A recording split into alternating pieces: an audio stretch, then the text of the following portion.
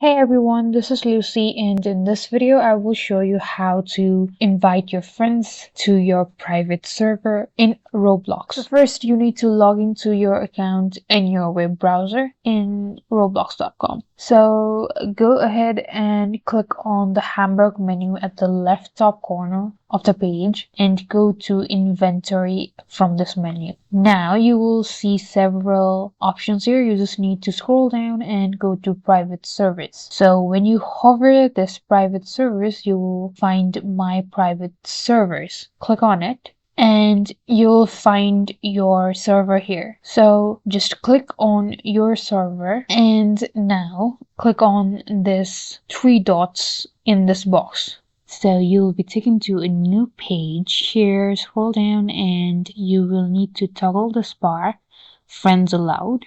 Toggle this bar to enable your friends in your server. Now you can add people here.